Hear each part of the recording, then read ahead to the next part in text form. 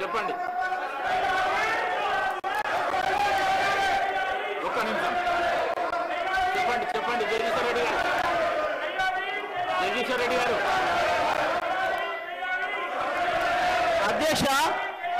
అధ్యక్షుల వారి బాధ్యత సభను ఆర్డర్లో పెట్టడము. సభ ఆర్డర్లో ఉంటేనే అందరూ కూర్చుంటేనే ఒక సభ్యుడు మాట్లాడాలి. నేను సభా సాంప్రదాయాన్ని నేను మాట్లాడుతున్నా. స్పీకర్ గారి పవర్స్ గురించే నేను మాట్లాడుతున్నా. స్పీకర్ గారి ఆదేశాల ప్రకారం అందరూ కూర్చుంటేనే నేను మాట్లాడతా. నేను అదే ప్రశ్నించదలుచుకున్నా. స్పీకర్ గారి అధికారాలకు సంబంధించే మాట్లాడదలుచుకున్నా. నేను అందరిని ఆర్డర్లో పెట్టండి మీ అధికారం ప్రకారం. ఆ తర్వాత నేను మాట్లాడతా అధ్యక్ష. సభలో ఆర్డర్ పెట్టండి అధ్యక్ష. మొత్తం రాష్ట్రం అంతా చూస్తుంది. కావాలని నేను చెప్తున్న విషయాలు తేలాలి. సభా సంప్రదాయాలు తేలాలి. స్పీకర్ గారి అధికారాలు ఏందో తేలాలి. సభ్యుల హక్కులు ఏందో తేలాలి అని తేలితేనే నేను మాట్లాడతా అధ్యక్ష. కూర్చోబెట్టినే మాట్లాడతా అధ్యక్ష. నేను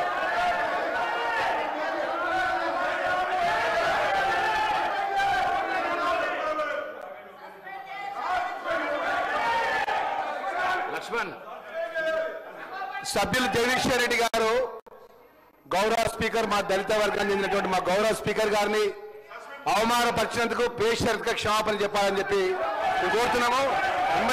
ఎందుకంటే అధ్యక్ష ఈరోజు 10 సంవత్సరాలు ఈ రాష్ట్రంలో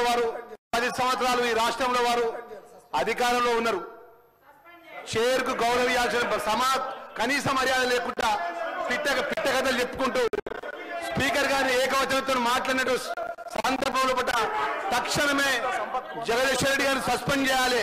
గతంలో జరిగిన సభలో మా యొక్క సంపత్ కుమార్ సభ్యుడు పేపర్ ఇట్లా పైకి ఎత్తివేసినందుకే ఆయన శాస్త్రంగా సభ్యత్వం రద్దు చేసే విధంగా సస్పెండ్ చేసిన అధ్యక్ష. జగదీశ్వర్ రెడ్డి గారిని తక్షణమే సస్పెండ్ చేయాలని చెప్పి మిమ్మల్ని కోరుతున్నాం అధ్యక్ష.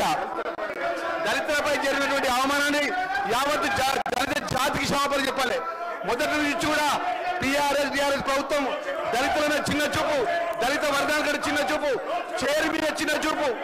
ఈరోజు జగదీశ్వర్ రెడ్డి గారు మాట్లాడిన మాట విషయం తక్షణమే ఆయన సస్పెండ్ చేయాలని చెప్పి డిమాండ్ చేస్తున్నాం అధ్యక్ష.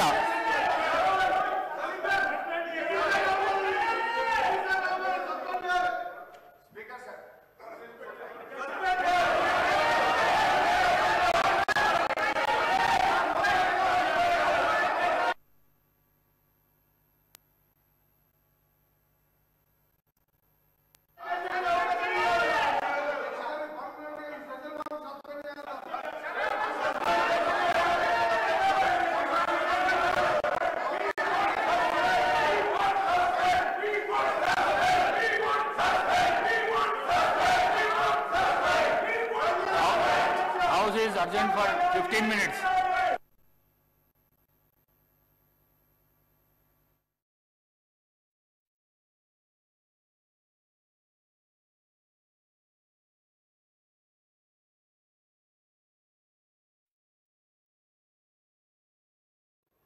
రాష్ట్ర ప్రజలు మొత్తం చూస్తున్నారు అప్పటి నుండి.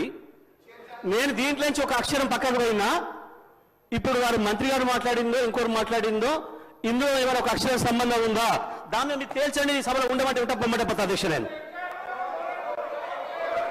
రాష్ట్ర ప్రజలు అందరూ చూస్తున్నారు అధ్యక్ష.